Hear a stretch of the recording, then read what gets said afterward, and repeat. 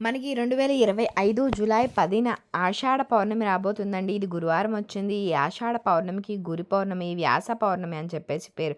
అయితే ఎంతో పవిత్రమైనటువంటి ఈ పౌర్ణమి రోజున మర్చిపోకుండా ఈ 2 వస్తువులు కొని ఇంటికి తెచ్చుకుంటే చాలండి. కూర్చుని తిన్నా తరగని ఆస్తి లభిస్తుందని చెప్తారు. చాలా అద్భుతమైనటువంటి ఫలితాలైతే చూస్తాం. కష్టాలు, బాధలు, సమస్యలు అన్నీ కూడా తొలగిపోతాయి. ఇట్లా ఈ వస్తువులు మనం ఇంటికి తీసుకొచ్చుకోవడం వలన ఏంటంటే ఆ అమ్మవారి యొక్క సంపూర్ణ అనుగ్రహము కలుగుతుంది.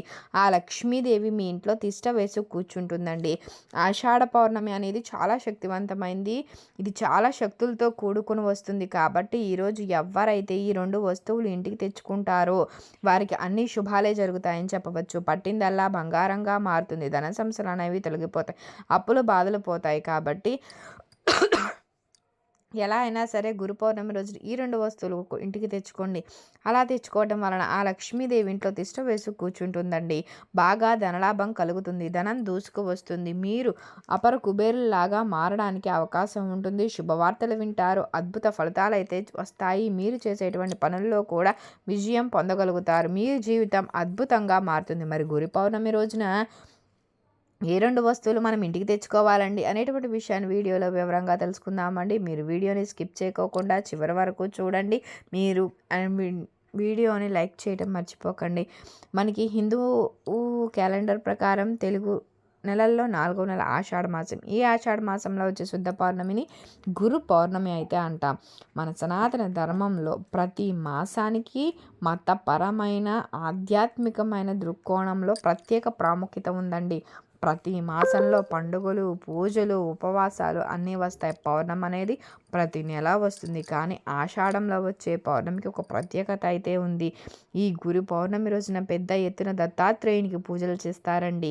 అదేవిధంగా మన తెలుగు రాష్ట్రాలలో కూడా గురు పౌర్ణమి రోజున సాయిబాబాకు ప్రత్యేక పూజలు నిర్వహించి పెద్ద ఎత్తున బాబా ఆలయాలను అయితే దర్శిస్తారు. అట్లానే ఈ రోజున గురు పూజోత్సవం చేసి గురువులకు కానుకలు, బహుమతులు సమర్పించి వారిని సత్కరించి వారి యొక్క ఆశీర్వాదాలు అయితే తీసుకుంటారండి. తమ జీవితానికి మార్గనిర్దేశకం చేసి ముక్తి వైపుకు నడిపించినందుకు ప్రతిఫలంగా చేస్తారు. గురువు అంటే ఆధ్యాత్మిక జ్ఞానాన్ని బోధించేవాడు. చాలామంది హిందువులు తమ గురువులతో జీవితాంతం అనుబంధం ఏర్పరచుకుని ఉంటారు. ఇది కుటుంబ సంబంధం కావచ్చు, తరతరాలకు తరగని కొనసాగించవచ్చండి. హిందూ మతంలో గురువుకు భగవంతునికి, భక్తునికి సంధానకర్తగా భావించడం జరుగుతుందండి. గు అంటే అంధకారము, రు అంటే నిరోధించడం లేదా నశింప చేయటం అనే అర్థం అండి. గురువు అనేటువంటి పదార్థానికి అజ్ఞానాన్ని తొలగించేటువంటి వాళ్ళు అని చెప్పేసి అర్థం వస్తుంది. మన భారతీయ సంస్కృతిలో గురువుకు ప్రత్యేక స్థానం అయితే ఉంది. ఒక సాంప్రదాయంలో ఆ పరమశివుడు ఆదియోగి, గురు సాంప్రదాయంలో శివుడే ఆది గురువు అండి. ఆ పరమశివుడు సాండవం చేసే సమయంలో ఆయన చేతి డమరకం నుంచి నాదం అంటే శబ్దం అయితే పుట్టింది. నాదం నుంచి వేదం పుట్టింది. ఈ వేదాన్ని ఆ శ్రీ మహావిష్ణువులకు బ్రహ్మదేవునికి ఉపదేశించడం అయితే జరిగింది. బ్రహ్మదేవుడు ఈ వేదాన్ని ప్రామాణికంగా తీసుకొని సృష్టి అయితే చేశారు. ఆ తర్వాత ఈ వేదాన్ని బ్రహ్మదేవుడు తన కుమారుడైన వశిష్ఠ మహర్షికి, ఆయన తన కుమారుడైనటువంటి శక్తి మహర్షికి ఉపదేశించడం అయితే జరిగింది. శక్తి మహర్షి తన పుత్రుడైన పరాశర మహర్షికి, ఆయన తన కుమారుడైనటువంటి వ్యాస మహర్షికి ఉపదేశించడం జరిగింది. ఈ మధ్యలో చాలా యుగాలు అయితే గడిచిపోయాయి. అనేక మంది చేతన ఈ మహాజ్ఞానం అనేది ఉపదేశించబడింది.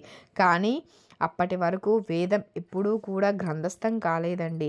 గురువుల ద్వారా విని నేర్చుకోవడం అయితే జరిగేది. మొదటిలో వేదం ఒక్కటిగా ఉండేది. కానీ కలియుగంలో మనుషుల యొక్క ఆయుష్, బుద్ధి, జ్ఞాపక శక్తిని దృష్టిలో పెట్టుకొని కలియుగ ప్రారంభానికి ముందే వ్యాస మహర్షి ఒక్కటిగా ఉన్న వేదాన్ని 4 వేదాలుగా విభజించి వేద వ్యాసునిగా పేరు పొందారండి. ఈయనే మొట్టమొదటిసారిగా వేదాన్ని గ్రంథస్థం చేశారు. వేద వ్యాస మహర్షి మానవ జాతికే గురువుగా తెలుసు కదా. ఆ శ్రీహరి అంశతో సత్యవతి పరాశరునికి జన్మించినటువంటి వారే వ్యాసుడు. వేద వ్యాసుని పూర్వనామము కృష్ణ ద్వైపాయనుడు. ఈయన వల్లనే కురువంశం అభివృద్ధి చెందింది. తల్లి కోరిక మీద ధృతరాష్ట్రుణ్ణి, అంబాలికకు పాండురాజుని, అంబికా దాసికి విదురుణ్ణి ప్రసాదించారండి. పాండవాగ్రజుడైనటువంటి ఆ ధర్మరాజు ప్రతిస్మృతిని ఉపదేశించింది కూడా ఆ వ్యాస మహర్షి. దాన్ని ధర్మరాజు ద్వారా అర్జునుడు ఉపదేశం పొంది దేవతలను మెప్పించి గురు పాండవ చరిత్ర ఖ్యాతిని పొందేటట్లుగా జయం అనేటువంటి పేరును గ్రంథస్థం చేశారు వ్యాసుల వారు. అదే ఆ తరువాత కాలంలో మహాభారతంగా మారిందండి. అష్టాదశ పురాణాలు రాసింది వ్యాస మహర్షి. ఇంకా భాగవతాన్ని రచించారు. అయితే పురాణాల కాలం నుంచి కూడా నేటి నుంచి గురువు అంటే వ్యాస మహర్షినే పూజిస్తారండి, మరియు గౌరవిస్తారు. ఆయన యొక్క జన్మదినం ఒక పవిత్రమైనటువంటి రోజుగా భావించడమే కాక ఒక పండుగలాగా చేస్తారండి. ఈ ఆచారం మన దేశంలో ప్రతి ఏటా ఆనవాయితీగా వస్తుంది. ఇలా గురు భగవానుని స్మరించి గురు పౌర్ణమి రోజున పూజలు చేస్తే తమకు సకల సంపదలు చేకూరుతాయని చెప్పేసి చాలామంది నమ్ముతారండి. ఈరోజు మీరు అతి ముఖ్యంగా చేయాల్సింది దత్తాత్రేయ స్వామిని, సాయిబాబాను పూజించడం అండి. ఈరోజు దత్తాత్రేయునికి శనగలతో చేసిన దండను సమర్పించామనుకోండి, మీ కుటుంబ సభ్యులు ఆయుర ఆరోగ్యాలతో వర్ధిల్లుతారు. శనగలు ఒకరోజు ముందే నానబెట్టి మరుసటి రోజు దండలాగా చేసి ఆ దత్తాత్రేయునికి సమర్పించాలి. ఈ దండను పిల్లల చేత వేయించామనుకోండి, వారు చదువులో ఉన్నత స్థాయికి వెళతారు. పిల్లలకు ఆరోగ్యపరంగా కూడా ఎంతగానో బాగుంటుంది. ఈ శనగల మాల గురు పౌర్ణమి రోజున దత్తాత్రేయునికి సమర్పిస్తే మీ ఇంట్లో ఎప్పటికీ డబ్బుకు లోటు అనేది ఉండదు. సకల సంపదలను సొంతం చేసుకున్న వాళ్ళు అవుతారు. ఒకవేళ మీ ఇంట్లో దత్తాత్రేయుడు లేకపోతే ఆ మాల శివునికి సమర్పించండి, శుభం చేకూరుతుంది. శివునికి శనగలు లేదా శనగలతో చేసిన దండలు సమర్పిస్తే మీకున్న ఈతి బాధలు తొలగిపోతాయి. ఈ ఆషాఢ పౌర్ణమి రోజున ఆ మహాశివుడు ధ్యానంలోనికి వెళ్ళడం అయితే జరుగుతుంది. ఆయన జటాజూటంలో ఒక శక్తి అయితే ఉంటుంది. ఈరోజు మీరు శివుని ధ్యానం చేసినట్టు పటాన్ని మీరు పూజా మందిరంలో పెట్టుకుంటే మీకు ఎంతగానో మంచి జరుగుతుంది. ఒకవేళ మీ పూజ గదిలో ఆల్రెడీ శివుని ధ్యానం చేస్తున్నట్లుగా ఒక ఫోటో మీ పూజ గదిలో ఉంది అంటే ఆ ఫోటో ముందు తెల్లని పువ్వులను ఉంచండి. ఇట్లా చేస్తే మీకు ఆ శివుని యొక్క అనుగ్రహం కలుగుతుంది. అష్టైశ్వర్యాలు కలుగుతాయి. ఆర్థిక ఇబ్బందులన్నీ తొలగిపోతాయి. మీ పూజ గదిలో శివుడు ధ్యానం చేస్తూ ఉన్నటువంటి పటం లేదండి అంటే ఈరోజు అది మీరు తెచ్చిపెట్టుకోండి. గురు పౌర్ణమి రోజున శివుడు ధ్యానం చేసే పటం పెట్టుకుంటే మీకు కష్టాలు అనేవి రావు. ఈ పౌర్ణమి రోజున పెళ్ళి కాని ఆడవాళ్ళు కోకిల వ్రతం ఆచరిస్తే చాలా మంచిది. వివాహం కావట్లేదు, మంచి సంబంధం కోసం ఎదురు చూస్తున్నాము అనుకునేటువంటి వారు ఈ కోకిల వ్రతం చేయండి. ఆషాఢ శుద్ధ పౌర్ణమి రోజున పెళ్ళి కాని ఆడవాళ్ళు తెలగపిండి లేక బియ్యపు పిండితో కోకిల వ్రతం చేసి ఆ లక్ష్మీదేవి పటం ముందు లేక శివపార్వతుల పటం ముందు పెట్టాలి. ఇలా కోకిల ఫోటో ప్రతిమను పెట్టి పటిక బెల్లం పెట్టాలి. ఇలా ఆషాఢ పౌర్ణమి రోజు చేస్తే ఆ అమ్మవారి అనుగ్రహం కలిగి మంచి సంపద కలుగుతుంది. పౌర్ణమి రోజు పూర్ణచంద్ర బలంతో చంద్రుడైతే ఉంటాడు. చంద్రుడు మనఃకారకుడండి. పూర్ణచంద్ర బలంతో చంద్రుడు ఉన్నప్పుడు మన మనసు రకరకాలుగా మారుతుందండి. ఇదే సమయంలో సముద్రం ఆటుపోటుకు అయితే గురి అవుతూ ఉంటుంది. అదేవిధంగా పౌర్ణమి రోజున చంద్రుని యొక్క ప్రభావం మన శరీరం పైన కూడా తీవ్ర ప్రభావం అయితే చూపిస్తుంది. ఇది సైన్స్ ప్రకారంగా కూడా నిరూపించడం అయితే జరిగింది. పౌర్ణమి రోజున సముద్రం ఎంత అలజడిగా ఉంటుందో మన మనసు కూడా కొంత అలజడికి గురి అవ్వడం అయితే జరుగుతుందని చెప్పి శాస్త్ర పండితులు చెప్తున్నారు. అంతేకాదండి, మన మనసు రకరకాలుగా మార్పు చెంది వివిధ రకాల ఆలోచనలు అయితే చేస్తుంది. మన విజయాలకు కారణం మన ఆలోచన. మరి పౌర్ణమి రోజున అంటే ఈ ఆషాఢ పౌర్ణమి రోజున మన మనసు పరిపరి విధాలుగా మారకుండా నిలకడగా ఉండడం కోసం ఈ ఒక్క ఆకు తింటే చాలండి. మన మనసు నిలకడను చెంది మీకు మీ జీవితాన్ని మార్చుకోవడానికి గొప్ప గొప్ప ఆలోచనలు ఇస్తుంది. అంతేకాదు ఒక్క గంటలో మంచి శుభవార్తలు వింటారండి. లేదు అంటే డబ్బు పొందుతారు. అయితే మరి ఆ ఆకు ఈ గురి పౌర్ణమి రోజున వచ్చేటువంటి రాహు కాలంలో తినాలి. ఈ సమయంలో మీరు ఈ ఆకు తింటే ఆ చంద్రుని చెడు ప్రభావం అయితే మీ పైన పడకుండా ఉంటుంది. అంతేకాకుండా ఈ ఆకు తినడం వల్ల జ్ఞాపక శక్తి వృద్ధి చెందుతుంది. ఆరోగ్యపరమైనటువంటి సమస్యలు కూడా తొలగిపోతాయి. గురు పౌర్ణమి రోజున రాహుకాలంలో లేక రాహుకాల ప్రారంభం కాకముందే ఒక తమలపాకు తీసుకుని దాని మీద చిన్న బెల్లం ముక్క పెట్టి ఆ ఆకును బెల్లాన్ని శివుని పటం ముందు పెట్టాలి. గురు పౌర్ణమి రోజున ఉదయాన్నే దీపారాధన చేసుకుంటారు కాబట్టి ఈ ఆకును బెల్లాన్ని శివుని పటం ముందు పెట్టి చేసి రాహుకాలం ప్రారంభమయ్యాక ఈ ఆకును దాంతో పాటు బెల్లాన్ని కూడా తినాలి. తమలపాకు బెల్లము కలిపి తినటం వల్ల మీ శరీరం ఉత్తేజం చెందుతుంది. అంతేకాదండి, తమలపాకు తినటం వల్ల మీ ఆరోగ్య సమస్యలు కూడా చాలా వరకు పటాపంచలైపోతాయి. జ్ఞాపక శక్తి కూడా వృద్ధి చెందుతుంది. తమలపాకులో ఎన్నో ఔషధ గుణాలైతే ఉన్నాయి. ఈ ఆకులు తినటం వల్ల మంచి ఆరోగ్యంతో పాటు మానసిక తృప్తి కలుగుతుంది. ఈ ఆకు మన మనసు అదుపు తిప్పకుండా చేస్తుంది. తమలపాకు బెల్లం పిల్లలకు తినిపించడం మంచిది. అలానే గురు పౌర్ణమి రోజు సాయంత్రం అస్సలు మర్చిపోకుండా పౌర్ణమి గడియల్లో ఇట్లా చేయండి. అప్పుడు మీకు చంద్రానుగ్రహం కలిగి మీరు మీ కుటుంబ సభ్యులు ఆనందంగా శ్రేయస్సుతో ఉండడం జరుగుతుంది. మరి గురు పౌర్ణమి సాయంత్రం పౌర్ణమి గడియల్లో ఒక గ్లాసు పాలు తీసుకుని అందులో చిన్న ముక్క బెల్లం వేసి 5 లేక 6 యాలకులు అయితే వేయాలి. ఆ గ్లాసును చంద్రకిరణాలు పడేటువంటి ప్లేస్లో, అంటే ఇంటి డాబా మీద పెట్టుకొని కొంతసేపటి తర్వాత ఆ పాలను తాగాలి. ఇలా ఈ గురు పౌర్ణమి రోజున చేయడం వలన ఏంటంటే మీకున్న ఆర్థిక సమస్యలు తొలగిపోతాయి. డబ్బు అంచెంచెలుగా పెరిగిపోతుంది. అలానే కాకుండా చంద్రకిరణాలు పడ్డ పాలు తాగడం వలన మీకు అపార శక్తి లభిస్తుంది. ఈ గురు పౌర్ణమి రోజున మీకు రాహుకాలంలో తమలపాకు బెల్లం తినండి. అదేవిధంగా సాయంత్రం పౌర్ణమి గడియల్లో పాలల్లో యాలకులు బెల్లము వేసి తాగండి. ఇట్లా చేస్తే మీకున్న సమస్యలు తొలగిపోతాయి. గురు పౌర్ణమి రోజున ఎవరైతే ఇట్లా చేస్తారో వారికి ఆయుర ఆరోగ్యాలతో పాటు సిరి సంపదలు కూడా చేకూరుతాయి. ఇక ఈ పౌర్ణమి రోజున, పవిత్రమైన ఈ ఆషాఢ పౌర్ణమి రోజున 2 వస్తువులు కొంటే కూర్చుని తిన్న ఐశ్వర్యం వస్తుందని చెప్పేసి పెద్దలు చెప్తున్నారు. మరి వాటిలో మొదటిది పసుపండి. గురువారం గురు పౌర్ణమి రోజున పసుపు పొడి లేదా పసుపు ప్యాకెట్ లేదా పసుపు కొమ్ములైనా సరే తెచ్చి పెట్టుకుంటే రాజయోగం కలుగుతుంది. పసుపు అనేది గురుగ్రహానికి సంబంధించింది. పసుపు లక్ష్మీదేవి స్వరూపం. గురు పౌర్ణమి రోజు పసుపు కొని ఇంటికి తెచ్చుకుంటే ఆ లక్ష్మీదేవి మనకి అనుగ్రహం కలుగుతుంది. సకలైశ్వర్యాలు సిద్ధిస్తాయి.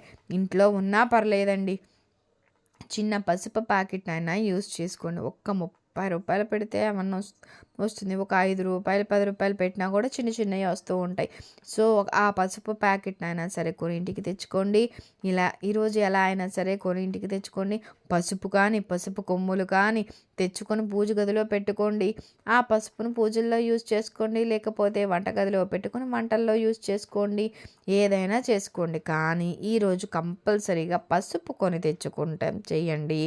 ఇట్లా చేయడం వల్ల అన్ని రకాల దోషాలు తొలగిపోతాయి, కష్టాలు బాధలు తొలగిపోతాయి, అష్టైశ్వర్యాలు సిద్ధిస్తాయి. కూర్చుని తిన్నా తరగన సంపద లభిస్తుంది. కాబట్టి మీ జీవితం మారి మీరు సంతోషంగా జీవించాలి అంటే గురు పౌర్ణమి రోజున కంపల్సరీగా తెచ్చుకోవాలి. ఇక రెండవ వస్తువు ఏంటంటే యాలకులు. యాలకుల గురించి మనం ప్రత్యేకంగా చెప్పాల్సిన అవసరం లేదండి. యాలకులు చాలా శక్తివంతమైనవి మరియు పవిత్రమైనవి. యాలకుల నుంచి మనకి మంచి సువాసన అయితే కలుగుతుంది. మరి యాలకుల స్మెల్ అంటే కూడా ఈ సకల దేవతలకు ఇష్టమే కదా. ముఖ్యంగా ఆ లక్ష్మీదేవికి యాలకుల స్మెల్ అంటే చాలా ఇష్టం.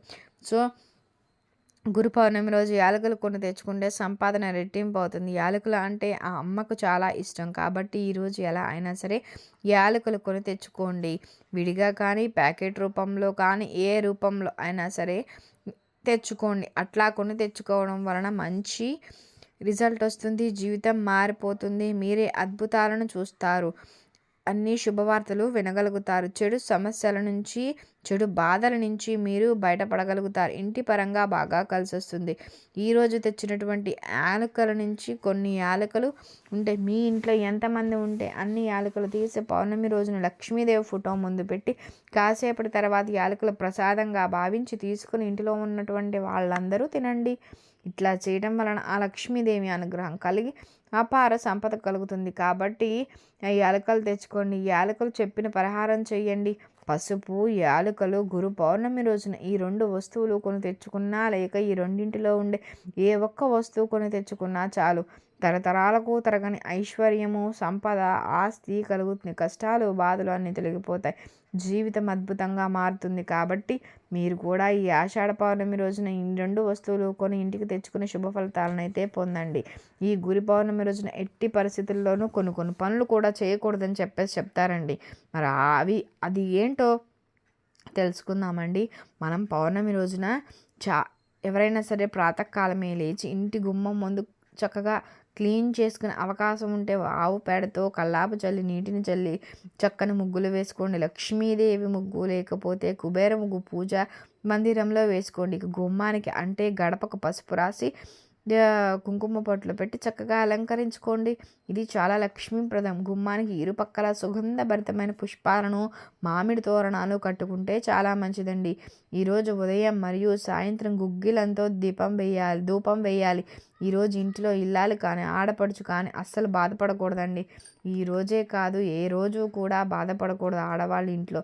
ఇంట్లో ఉన్నటువంటి పెద్దవాళ్ళు కూడా కంట తడి పెట్టుకోకుండా చూసుకోవాలి. ముసలి తల్లిదండ్రులు అంటే ఇంట్లో పెద్దవాళ్ళు ఉంటారు కదా, వారిపైన చాలా విసుక్కుంటుంటారండి. వారిని తిట్టుకుంటూ ఉంటారు, వారితో పని చేస్తూ ఉంటారు. వారు చేసిన పనిని అవమానిస్తూ వారి మనసు గాయపరుస్తాం. అలాంటి పనులనేవి అస్సలు చేయకండి. చేస్తే మాత్రం ఆ లక్ష్మీదేవి ఆగ్రహానికి గురి అవుతుందండి. ఇంట్లో పెద్దవాళ్ళు తల్లిదండ్రులు దైవంతో సమానం కదా, అందుకే మనం వారిని గౌరవించాలండి. అలానే ఈ పౌర్ణమి రోజున తప్పకుండా తులసి మొక్కను నీటిని పోసి పూజ చెయ్యండి. ఆ లక్ష్మీదేవికి ఎరుపు రంగు అన్నా పట్టుచీర అన్నా చాలా ఇష్టం కాబట్టి మీరు పౌర్ణమి రోజున లక్ష్మీ పూజ చేస్తే ఎరుపు మరియు తెలుపు రంగులో ఉన్నటువంటి దుస్తులు ధరించండి. లక్ష్మీ అష్టోత్తరం పారాయణం చేయండి. అలా లక్ష్మీ అష్టోత్తరం చదివిన తర్వాత విష్ణుమూర్తిని స్మరించండి. ఈ గురు పౌర్ణమి రోజున గురు పౌర్ణమిని పూజించడం చాలా శ్రేయస్కరం. అలానే ఈరోజు ఇంట్లో పిల్లల్ని బాధ పెట్టకండి. ఎవరిని ఊరికే ఏడిపించడం కొట్టడం లాంటి పనులు చేయకండి. ఇంట్లో పెద్దవాళ్ళని ఎంత ప్రేమగా ఎంత మర్యాదగా చూసుకోవాలో చిన్న పిల్లల్ని కూడా అలానే చూసుకోవాలి. పిల్లల్ని తిట్టడం కొట్టడం ఏడిపించడము ఇలాంటి పనులు అయితే చేయకూడదు. ఇక భార్యాభర్తలు చాలామంది కూడా తరచూ గొడవ పడుతుంటారు. అయిన దానికి కాని దానికి ఒకరికి ఒక్కరు అరుచుకుంటుంటారండి. ఇలాంటి అలవాటు ఉంటే ఖచ్చితంగా మార్చుకోండి. ఎందుకంటే ఇలాంటి ఇంట్లో లక్ష్మీదేవి ఉండదు. భార్యను భర్త గౌరవించాలి, భర్తను గౌరవించాలి. చక్కని ప్రేమానురాగాలతో జీవనం సాగించాలి. అంతే తప్ప ఎప్పుడూ గొడవ పడుతూ ఒకరిపైన ఒకరు చెప్పుకుంటూ ఉంటే లక్ష్మీదేవికి నచ్చదు. ముఖ్యంగా పౌర్ణమి రోజు భార్యాభర్తలు గొడవ పడితే ఇంటి నుంచి లక్ష్మీదేవి వెళ్ళిపోతుంది. ఈరోజు గోవు కనిపిస్తే పూజించండి, నమస్కరించండి. అంతేకాని హింసించే పనులు మాత్రం చేయకండి. దీన్ని కూడా దేన్ని హింసించకూడదు. ఇలా ఈ పౌర్ణమి రోజున ఈ నియమాలు పాటిస్తే ఎలాంటి కష్టాలు దరిచేరవని చెప్పవచ్చు. మీకు ఖచ్చితంగా వీడియో నచ్చింది అనుకుంటున్నానండి. నచ్చినట్లయితే లైక్ చేయండి, షేర్ చేయండి, సబ్స్క్రైబ్ చేయడం మర్చిపోకండి. కొత్తగా వాచ్ చేస్తున్నట్లయితే thank you for watching. Thank you so much.